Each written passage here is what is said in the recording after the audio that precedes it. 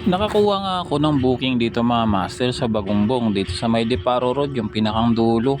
Yan, papasok nga ako dito at may nakalagay nga sa gate mga master na road close, no. So pero talagang pumasok pa rin tayo dahil may nag-book nga na dito ang pick up. Pero nung pagdating natin doon sa may bandang gitna ay talagang sarado na siya. Talagang walang makakadaan kahit motor mga master.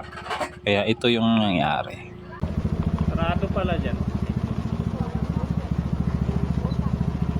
Saan pwedeng dumaan pag pupunta akong kabila? Wala nang ibang daan po dito? Wala nang ibang daan dito, Nay? Malayo, may sa Jaranaw ba ako, kaya doon naman. Ay. Dito, papuntay mo na lang dito. Tayo na lang dito. Yun na nga mga master, chinat natin siya ngunit hindi siya nag-reply agad. Kaya ang ginawa natin is tinawagan natin siya mga master ngunit hindi kami nagkaintindihan. Hello po. Ma'am, sarado pala yung daan dito, ma'am. Hello. Hello po. Hello po. Ma'am, sarado yung daan dito pala.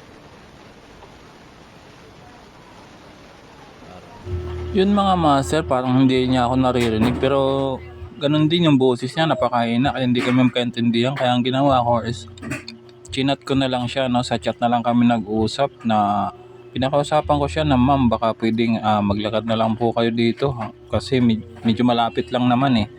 Kasi kung iikot ako mga master, napakalayo talaga. Kung sino nakakaalam sa lugar na to, alam nyo na yan na napakalayo talaga kung iikutin to.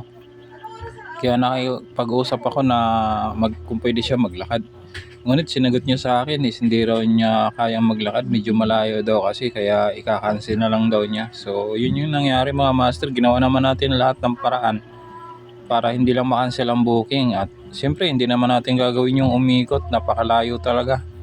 Kaya yun ang nangyari, cancel na lang mga master. So nanghihinayang din naman tayo.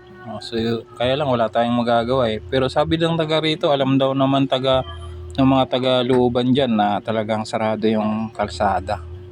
At nagkataon lang talaga na tayo yung nabook nila. So yun na nga mga master, wala tayong magagawa kundi maghanap na lang ng panibagong booking. Napakatumal ng pa naman ngayon kasi holiday. Kaya gustong gusto ko talaga na hindi sana may cancel ang booking. Kaya lang wala tayong magagawa, ginawa natin lahat ng paraan. So yun lang mga master, maraming salamat, bye bye.